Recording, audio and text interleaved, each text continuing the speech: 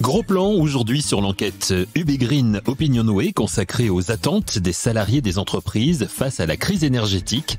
On en parle avec Julien Mériaudeau, président et cofondateur de la société UbiGreen. Les grands entretiens, un podcast Imo Week. Mais tout d'abord, Julien Mériaudeau nous présente UbiGreen. Comment et quand a-t-il créé sa société avec Pierre-Olivier Bessol et dans quel but? Alors UbiGreen, c'est une société qui a maintenant un peu plus de 10 ans. Elle a été créée en 2012 avec mon associé Pierre-Olivier Bessol. Et l'objectif au départ, c'était d'apporter un peu notre contribution à l'amélioration de la performance énergétique des bâtiments.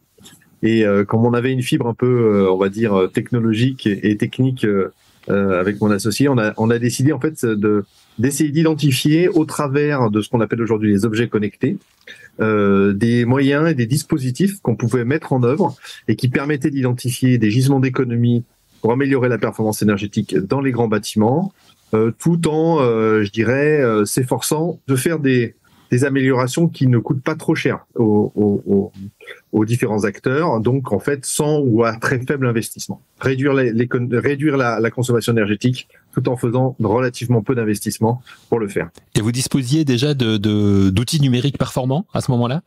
Alors on a développé, en fait, tout a été développé par nos équipes. On a vraiment cherché à innover, on a lancé pas mal de R&D, on a fait beaucoup de jours de développement pour à la fois fournir une plateforme logicielle qui permette d'analyser les données qu'on récupérait et aussi développer vraiment une vraie expertise autour de la récupération de ces données. Donc comment est-ce qu'on s'interface avec les différents dispositifs existants dans les bâtiments pour capter la donnée et la remonter dans nos systèmes.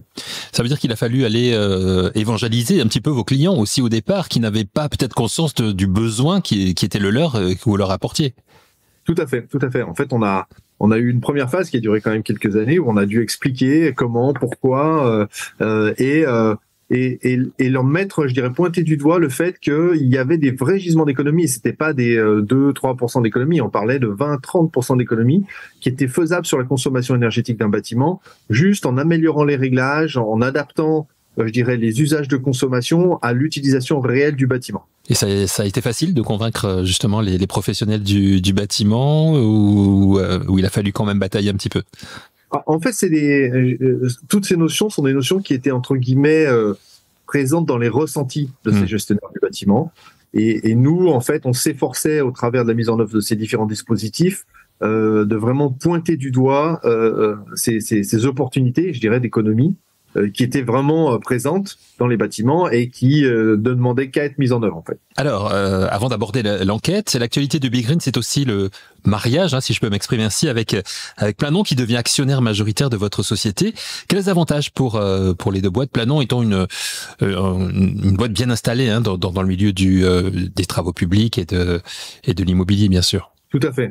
Alors, en fait, l'année dernière, on s'est posé à peu près à cette époque, on s'est posé la question de comment est-ce qu'on pouvait donner un coup d'accélérateur à UbiGreen, et on a étudié finalement la possibilité de faire une levée de fonds, comme c'est traditionnellement donc les startups qui évoluent un peu.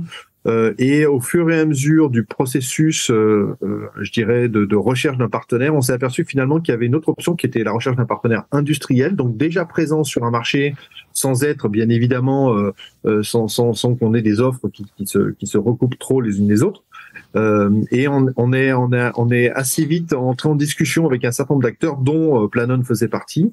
Et ça nous a semblé intéressant parce que un de nos premiers, je dirais, nos premiers vœux, je dirais, dans cette démarche-là, c'était vraiment d'aller chercher un acteur qui nous permette de nous développer à l'international. Et là, on se retrouve finalement au travers de ces structures Planon avec un groupe qui a déjà 16 filiales à l'international qui sont déjà installées et qui sont, je dirais, qui parlent le même langage que nous. Ils sont dans le domaine de l'immobilier, ils parlent le logiciel, ils comprennent les problématiques techniques sur lesquelles nous on travaille.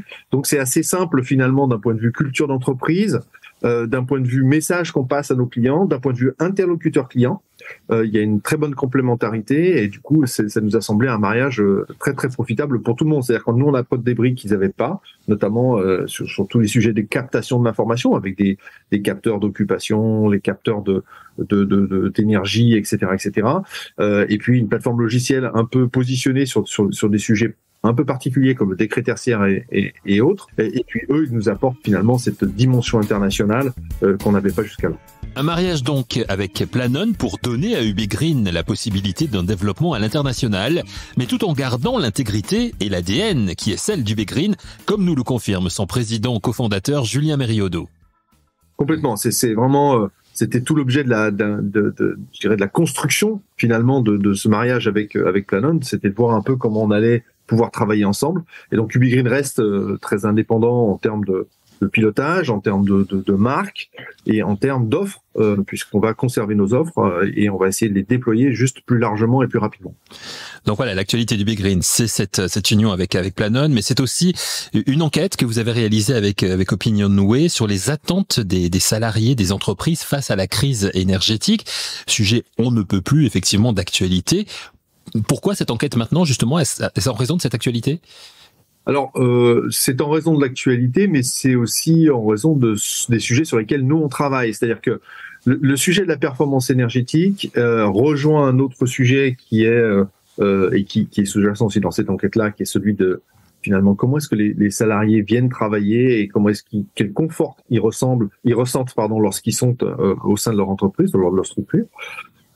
Et donc on a cherché finalement à élaborer ce sondage de manière à avoir quelques questions un peu pertinentes qui retranscrivent le ressenti des salariés par rapport à ces différentes situations, à la fois de la problématique de la crise énergétique, donc de la flambée des prix, on va dire, et de la nécessité entre guillemets climatologique de mener des actions très concrètes, mais aussi finalement d'essayer d'étudier un peu la corrélation qu'il y a entre ça et la nouvelle façon de travailler, le nouveau paradigme qui est issu finalement de la phase post-Covid qu'on voit j'irais poindre dans la plupart des entreprises. Alors qu'est-ce qu'elle nous dévoile cette enquête? Il y a des chiffres qui sont quand même très parlants. Tout à fait. Alors le premier chiffre, à mon sens, qui est vraiment très significatif, c'est le fait que on peut faire mieux. Donc et ça, c'est ressenti très fortement. C'est-à-dire que les salariés, près de 80% des salariés, ressentent que la structure dans laquelle ils travaillent peut améliorer sa gestion d'énergie. Alors nous, on voit quand même derrière les projets qu'on mène avec les différentes structures, les différentes sociétés et collectivités, il y a quand même un certain nombre d'actions qui sont entreprises. Néanmoins, soit il y a un déficit de communication, et c'est ce qui est quand même est retranscrit aussi dans l'enquête, puisqu'on a à peu près 67% des salariés qui estiment finalement qu'ils sont relativement peu informés sur les efforts en termes de gestion de l'énergie que font les structures. Donc il y a un déficit de communication qui est certain, mais il y a aussi, au-delà du déficit de communication, je dirais des actions complémentaires qui peuvent toujours être menées de manière à aller vers une amélioration encore plus grande de la gestion de l'énergie par les entreprises et par les structures. 79% quand même des interviewés qui estiment que leur entreprise peut améliorer la gestion de l'énergie. Ça veut dire quoi? Qu'il faut repenser complètement aujourd'hui ce genre de... En fait, on sait les choses, les entreprises savent qu'il faut agir, mais en fait, passer de l'idée à l'action, il y a un pas? Alors, il y a un pas qui est en train d'être franchi quand même, il faut être positif, dans le sens où, au travers de la législation qui concerne et qui est relative au décret tertiaire, beaucoup d'entreprises, beaucoup de structures d'ailleurs, pas entreprises seulement, mais toutes les structures, finalement, sont amenées au travers de cette déclaration de leur consommation énergétique et, je dirais, engagement quelque part sur un plan d'action de l'amélioration de la performance énergétique dans leur bâtiment. Ça devient un sujet, je dirais, qui est prégnant et qui est pris en compte par les différentes structures. Néanmoins, on était dans la phase purement déclarative. Maintenant, il va falloir passer dans la phase mise en œuvre de plan d'action, d'accord ? Et ça a besoin d'être accompagné. Ça a besoin, je dirais, d'une vraie prise en compte dans une dimension un peu stratégique, de développement des entreprises. C'est-à-dire que ça doit être un des sujets clés. Et donc, les entreprises vont devoir, puisque c'est aussi un axe d'amélioration, mieux communiquer auprès de leurs salariés sur les actions qu'ils entreprennent, pourquoi ils les entreprennent et comment ils les entreprennent pour améliorer tout ça. La crise énergétique n'arrange pas la situation des espaces de travail qui ont déjà été affectés par la crise sanitaire du Covid. Faut-il aujourd'hui totalement repenser l'optimisation des espaces de travail? Chez UB Green, à quoi ressemble l'espace de travail idéal qu'il convient de mettre en place? Réponse de Julien Mériodot. On voit émerger ces nouveaux espaces de travail, hein. On le voit et on voit que, alors bien évidemment, on parle du secteur tertiaire, du secteur des services. On va pas parler de la partie industrielle où là c'est un autre sujet, mais sur le sujet des espaces de travail dans le domaine tertiaire, on commence à voir émerger ces nouveaux espaces de travail qui sont des espaces de travail avec une dimension nouvelle qui est de dire finalement, je ne viens plus au bureau pour m'asseoir et passer mes 8 heures au bureau, mais je viens au bureau pour interagir avec d'autres personnes. D'accord ? Donc, il y a toujours, bien évidemment, on va pas généraliser à outrance, mais il y a toujours des postes et des domaines sur lesquels ça ne sera pas le cas. Mais il y a dans beaucoup de domaines, en fait, on vient pour interagir, dans le sens où, finalement, il y a le télétravail aujourd'hui, hein, qui est une dimension réelle, effective, pour beaucoup de salariés, et qui va, à mon avis, ne faire qu'augmenter et qu'améliorer les choses. Et si on prend cette dimension de télétravail en compte, finalement, quand j'ai besoin de me concentrer, je peux travailler chez moi, et quand j'ai besoin d'interagir, je peux travailler au bureau, et donc il faut que finalement l'espace de travail favorise cette interaction avec des aménagements qui sont faits pour ça en fait, avec des box, des petites salles de réunion, des espaces plus personnels où on peut communiquer, faire des téléconférences, des vidéoconférences, etc., etc. Donc en fait c'est un espace qui est un peu, je dirais, réaménagé, hein, qui permet effectivement d'avoir cette dimension collaborative qui est un peu plus mise en avant et qui conserve quand même un degré, je dirais, de personnalisation pour les collaborateurs qui reste intéressant. Alors vous évoquiez le télétravail. Votre enquête dit que le télétravail, selon les salariés, n'est pas la solution face aux aléas climatiques. Donc c'est un aspect un petit peu à part du télétravail, mais beaucoup se satisfont quand même de ce qu'est le télétravail aujourd'hui. Beaucoup d'entreprises le mettent en place. Comment vous analysez tout cela, vous ? Le télétravail, nous on analyse comme étant aujourd'hui une dimension sur laquelle on ne reviendra pas. C'est un peu comme les 35 heures en France. Beaucoup y ont vu des contraintes, mais finalement tout le monde s'y est mis. Enfin, en tout cas, beaucoup s'y sont mis. Aujourd'hui, il y a même beaucoup d'entreprises dont la problématique, c'est plutôt de faire revenir un peu les gens sur les espaces de travail plutôt que de s'orienter vers plus de télétravail. Et même pour les salariés, il y a beaucoup de salariés qui aujourd'hui sont satisfaits de la situation dans laquelle ils sont par rapport au nombre de jours télétravaillés. Ils n'ont pas besoin de plus en fait, parce qu'après on bascule dans autre chose et qui est moins satisfaisant pour, je parle bien sûr en moyenne, hein, pour les salariés.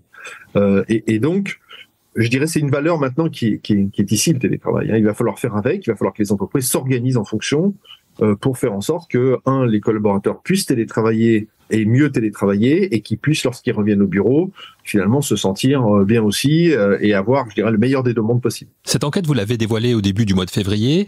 Vous avez déjà des retours de la part de vos clients, par exemple. Comment ils prennent la chose ? Est-ce qu'ils sont conscients du fait de peut-être pas assez communiquer sur leur gestion de cette crise énergétique ? Ils en sont conscients. Néanmoins, les premières actions, je pense, vont être mises en œuvre là dans l'année qui vient.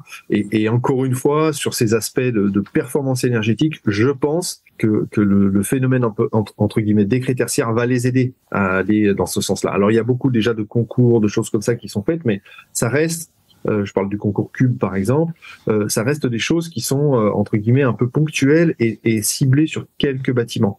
Ce dont ont besoin, à mon sens, les salariés, c'est d'une communication plus large sur, je dirais, des vrais efforts globaux qui sont entrepris par les différentes structures. Comment vous, Julien, l'expert que vous êtes, et pour terminer cette interview, comment voit-il les choses évoluer, sachant que le mois de mars, et on en parle de plus en plus dans l'actualité, risque de voir l'inflation monter encore. Comment vous voyez tout cela évoluer, vous ? C'est un mouvement de fond, en fait, hein, qui est aujourd'hui en place, sur lequel personne ne pourra revenir. Peut-être qu'effectivement, un jour, les prix de l'énergie baisseront, mais néanmoins, la prise de conscience climatologique, elle est là. Et c'est une exigence aujourd'hui de la plupart des salariés des différentes structures que de prendre en compte cette dimension-là. Donc, c'est un mouvement de fond, c'est un mouvement sur lequel les entreprises sont obligées d'aller.